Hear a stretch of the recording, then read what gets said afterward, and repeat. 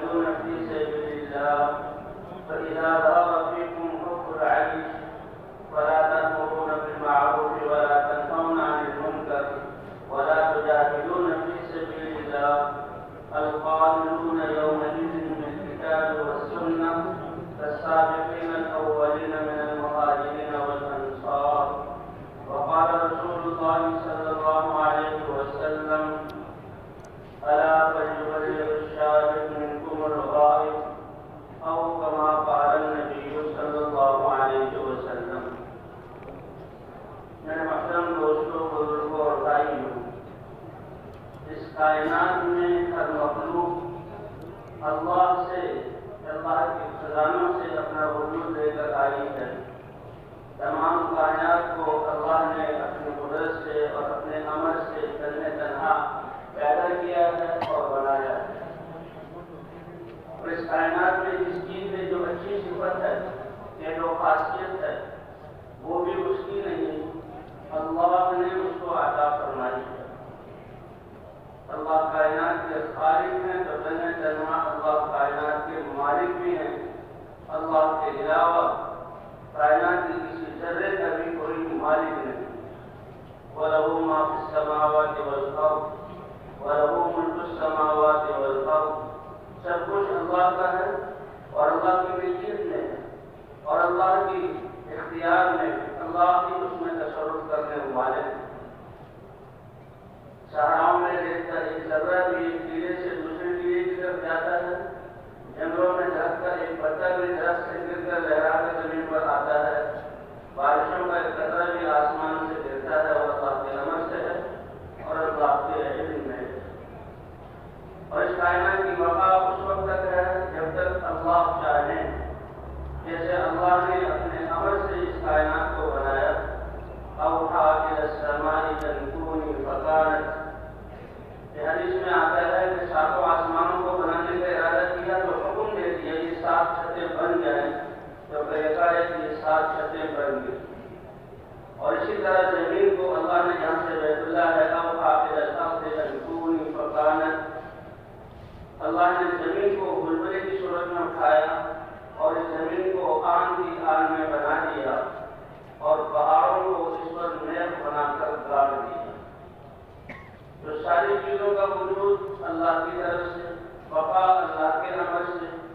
اور جس چیز سے جو صفت ظاہر ہو رہی ہے، سورج کی یہ روشنی، چاند کی یہ چاندنی، ستاروں میں یہ جگمگاہٹ، ہواؤں میں یہ ٹھنڈک، بادلوں میں یہ بارش، پہاڑوں میں یہ برف، یہ اللہ کے خزانوں سے آ رہا ہے. لیکن اللہ فرماتے ہیں اے انسانوں، تم دنیا میں ایسی ایک مخلوق ہو اور اللہ کے یہاں اتنے عظیم ہو، جتنی نعمتیں میں نے تمہیں دی ہیں کسی اور کو نہیں. وَإِن تَعُدُّوا نِعْمَتَ اللَّهِ لَا تُحْصُوهَا. تم اللہ کی نعمتوں کو شمار کرنا شروع کرو، جبکہ مطالبہ تو شکر کرنے کا ہے کہ اللہ نے نعمتیں دی، انسان اس پر اللہ کا شکر ادا کرے. یہ عقل اس بات کا تقاضا کرتی ہے کہ انسان احسان کا بندہ ہے، محسن کے احسان کو یہ نہیں بھولتا، اس کو عیب سمجھتا ہے. تو تم اللہ نے جو نعمتیں کی مطالبہ اس کے شکر کا ہے. اور کیسے قریب ہے اعلان کیا ہے وَإِذْ تَأَذَّنَ رَبُّكُمْ لَئِنْ شَكَرْتُمْ لَأَزِيدَنَّكُمْ. اگر تم میری نعمتوں کے ملنے پر میرا شکر ادا کرو گے البتہ میں تمہاری نعمتوں کو بڑھاتا رہوں گا. تو تم تو ان نعمتوں کو گن نہیں سکتے. وَإِن تَعُدُّوا نِعْمَتَ اللَّهِ لَا تُحْصُوهَا.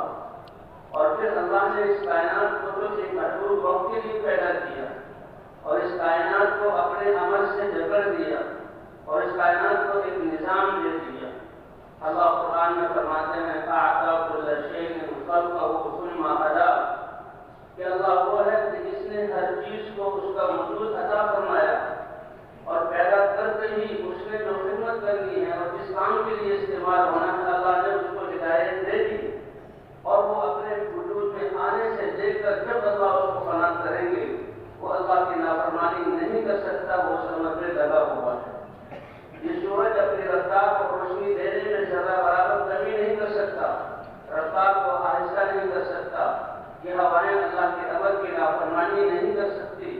یہ آسمان اللہ کے حکم کے بغیر دائیں بائیں نہیں ہو سکتا. یہ ستارے جن کی جو منازل مقرر ہیں اللہ نے مقرر کی ہیں، یہ اس پر چل رہے ہیں، اس کے خلاف نہیں کر سکتے کہ اللہ نے ساری کائنات کو بنا کر حکم دیا اتیا قولاً او کرہن قالتا اتینا طالعین، اے زمین و آسمان اور جب آسمانوں سے اوپر کی مخلوق، اس میں فرشتے اور کیا کیا مخلوق ہے اللہ جانتے ہیں، زمین اور آسمان کے بیچ میں یہ کتنی کہکشائیں ہیں، کتنے سیارے ہیں، کتنے ستارے ہیں، کیا کچھ اللہ نے رکھا ہے۔ تو آسمان دو آسمانوں کے بیچ میں وہ سب مخلوق، تو اس لیے ساری کائنات مراد ہے۔ اے کائنات تم میرا حکم خوشی خوشی مانو گے یا طاقت اور زبردستی منواؤں؟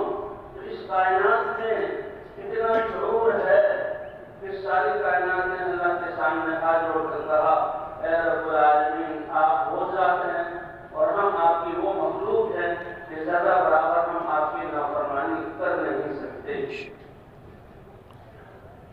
تو ساری کائنات اللہ کے حکم کے ساتھ جبری ہوئی مربوط ہے۔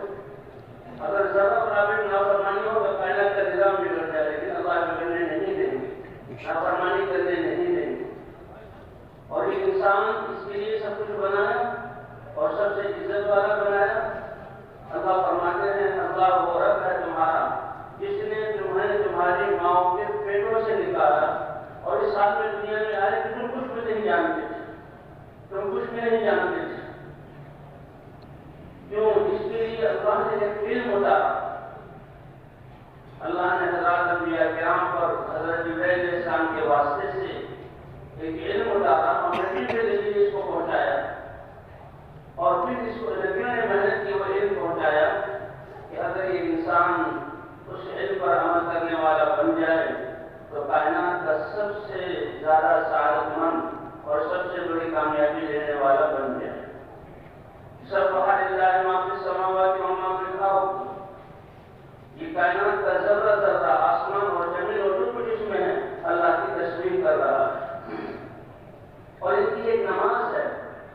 اللہ قرآن میں فرماتے ہیں تسبیح بھی کر رہے ہیں اور یہ اللہ کی عبادت کر رہے ہیں، نماز پڑھ رہے ہیں، لیکن تم ان کی تسبیح اور ان کی عبادت کو نہیں جانتے، اللہ جانتا ہے، یہ نافرمانی کر نہیں سکتے۔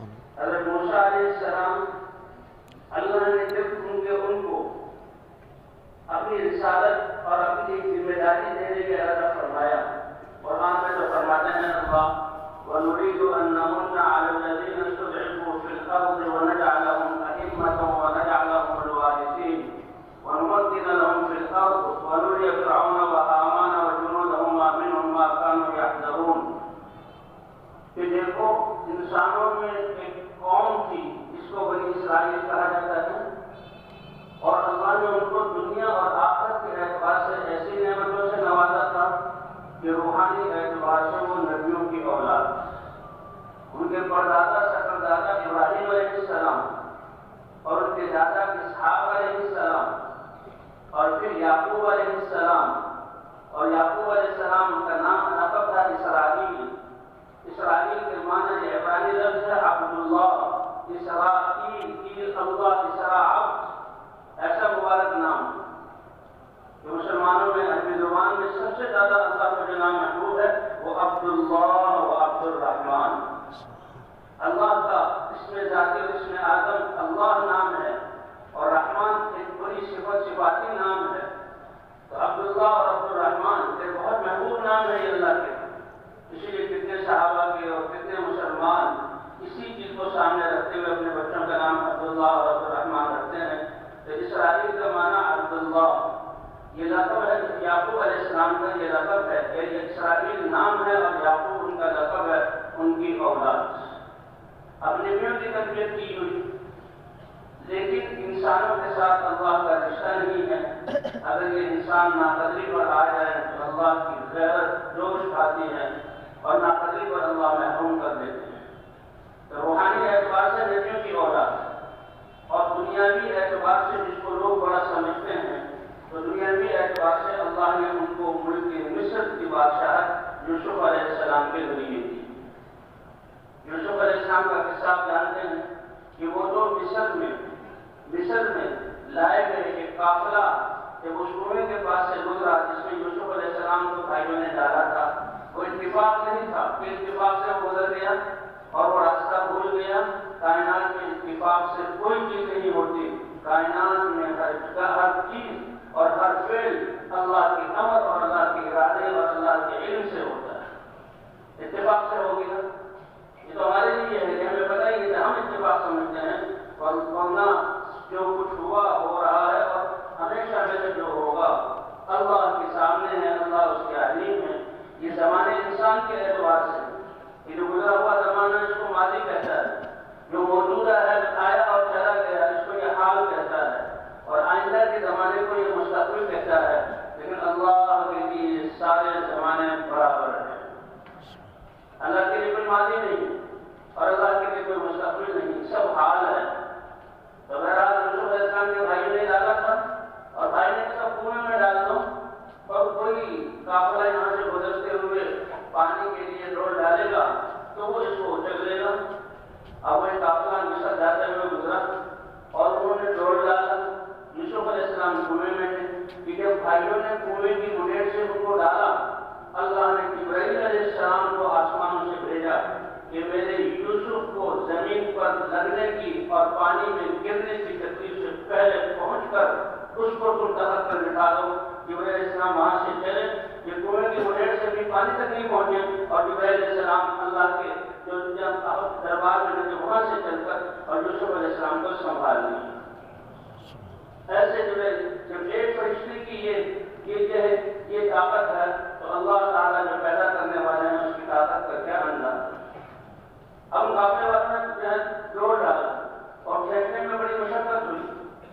اس نے بلایا کیا بشرا اب کھینچا اس کو بڑی مشقت سے اور دیکھا کہ ڈول میں پانی کی بجائے خوبصورت بچہ جو ہے اس میں موجود ہے اور وہ حیران ہو گیا. یا بشرا ہاتھ کا غلام.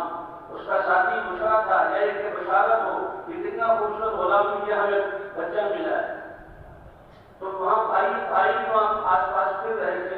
انہوں نے دیکھا کہ بھئی یہ بچہ تو کیا کہتے ہیں یہ بہت خوبصورت. انہوں نے کہا کہ یہ غلام ہے اور بہرحال وہ غلام کی صورت میں ان کو لے گئے اور مصر میں ان کو بیچا گیا. عزیز مصر نے دیا. حالانکہ یہ اللہ کے نبی یعقوب علیہ السلام کے بہت پیارے بیٹے تھے اور اللہ نے ان کو خواب دکھایا تھا اور اللہ نے وہ خواب سچا کرنا تھا. بہرحال یوسف علیہ السلام جو وہاں رہے ان کے اتنے وہاں سے جیل میں نہیں جانا پڑا اور ان پر بہتان لگا. خدیجہ نے بہتان لگایا اور جیل میں گئے جیل میں رہے.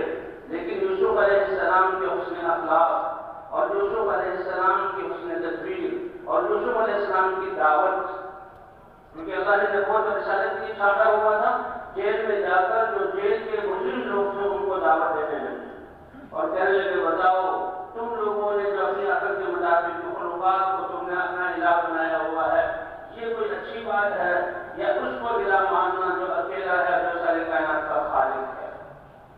اور ان کے ساتھ اس نے سلوک. تو وہاں سے اللہ تعالیٰ نے اب کیا ہوا کہ خواب کی تعبیر بتاتے تھے. دو مجرموں کو لایا گیا اور انہوں نے یوسف علیہ السلام کو آزمانے کے لیے یہ واقعی خواب دیکھا تھا اور ایک آگے کہ ہم نے خواب دیکھا ہے. ایک نے دیکھا ہے کہ وہ انگوروں سے جوس جو ہے نچوڑ رہا ہے اور اپنے سردار کو پلا رہا ہے اور دوسرے نے دیکھا کہ اس کے سر پر سے جو ہے وہ کیا کہتے ہیں کوے آ رہے ہیں اور سر پہ کھانا پر اس کو کھا رہے ہیں. تو انہیں تعبیر کی کہ کسی نے یہ دیکھا ہے کہ وہ جوس پلا رہا ہے تو وہ آزاد ہوگا اور اپنے مالک تک پہنچے گا اور اس کے لیے وہ جو ہے ہم پانی کی چیز پیش کرے گا. اور جس نے دیکھا ہے کہ پرندے میرے سر سے کچھ کھا لیں تو اس کو پھانسی لگے گی. تو وہ بہت ڈر گئے. بولے گا جب تم نے جو خواب دیکھا تو اس کی تعبیر یہی ہے اور پھر ایسا ہی ہوا. تو جو آزاد ہو گیا تھا جا رہا تھا اس سے کہا دیکھو اپنے وزیر سے یا بادشاہ سے کہہ دینا کہ ہم نے جیل میں ایک بہت جو ہے صاف آدمی کو اور باقی کا آدمی کو دیکھا ہے وہ جس نے کوئی جرم نہیں کیا وہ جیل میں بے گناہ پڑا ہوا ہے اس کو تم آزاد کر دو. تو علماء فرماتے ہیں کہ یوسف علیہ السلام نے جب اعتماد کیا اس آدمی پر کہ میں اس کو بات کہوں اور یہ بادشاہ کو کیا کر کہے گا اور بادشاہ کو یاد آ جائے گا جس سے کہ تحقیق ہوگی میری برات ظاہر ہوگی تو میں آزاد ہو جاؤں گا. تو اس پر تو اللہ نے اس کو بھلا نہیں دیا.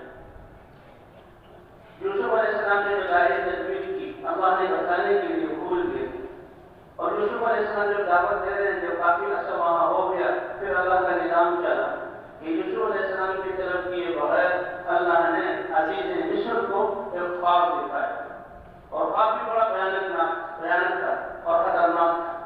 उसने कहा मैंने देखा है कि 7 गायें हैं, वो जो है दूसरी बच्ची हैं और 7 रोटी गांव को खाई जाती हैं। किस तरह का कोई लंबा ख्वाब था। उसने कहा है तुमने से कोई, तो लोग जादूगर और टोटके करते थे और लोगों को धोखा देते थे। सब आए तरह तरह की ताबीर बयान की, लेकिन इतना नहीं हुआ, ताबीर गलत थी। और कहने के लिए तो ऐसे ही ख्यालात या ख्वाब में जो आ जाते हैं। तो अब जो आगाज हुआ था, उसने कहा, वो उसको याद आ गई बात, और उसने कहा कि ये रवानी में एक नौजवान है बहुत अच्छे अखलाक वाला, और वो ख्वाबों की ताबीर बताता है। तो अल्लाह का निज़ाम चला, यूसुफ अलैहिस्सलाम तक बात पहुंची, फिर अल्लाह ने जेल से निकाल कर उनके मिस्र अता फरमा दी। तो यूसुफ अलैहिस्सलाम ने फिर अपने वालिदा को, खाला की या वालिदा की सभी, और सुनकर मेरे नबी की हदीस को सुनकर और मेरी बंदों की जहाँ हमदर्दी में इनके दिल पिघले हैं, फरमाएं भाई।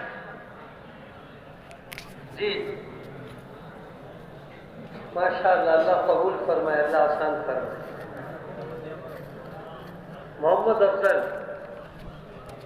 मोहम्मद अफजल 4 महीने के लिए, अल्लाह कबूल फरमाए। माशाअल्लाह माशाअल्लाह, अल्लाह कबूल फरमाए, अल्लाह बारक। थोड़ा सा चंद मिनट ठहरने की जरूरत है। असल मकसूद तश्कील है, बैठें और मोहम्मद वालों के लिए अफजल दुआ करें। थोड़ा सा 4-5 मिनट और जो है जरा जम जाए साथ। माशाअल्लाह, अल्लाह कबूल फरमाए, अल्लाह आसान फरमाए। तशरीफ रखिए, अल्लाह आपको बहुत जज़ाए खैर अता फरमाए, अल्लाह आपको जज़ाए खैर अता फरमाए। जितने नाम आएंगे सबका अजर व सवाब आपको मिलेगा। बाकी साथी तशरीफ रखिए, अल्लाह कबूल फरमाए, अल्लाह आसान फरमाए। मस्जिद वार जमातें, चिल्ले की, 4 महीने की, अंदरून मुल्क साल की, ममालिक के एतबार से माशाअल्लाह माशाअल्लाह, अल्लाह कबूल फरमाए, अल्लाह आसान फरमाए। जो नाम लिखाते रहे बैठते रहे। माशाअल्लाह माशाअल्लाह, अल्लाह कबूल फरमाए। 1 साल के लिए अल्लाह बारक। मोहम्मद बिलाल 1 साल के लिए, अल्लाह कबूल फरमाए। माशाअल्लाह माशाअल्लाह, अल्लाह कबूल फरमाए, अल्लाह आसान फरमाए।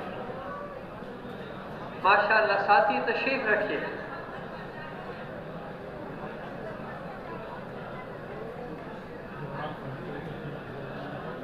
माशाअल्लाह, अल्लाह कबूल फरमाए, अल्लाह आसान फरमाए।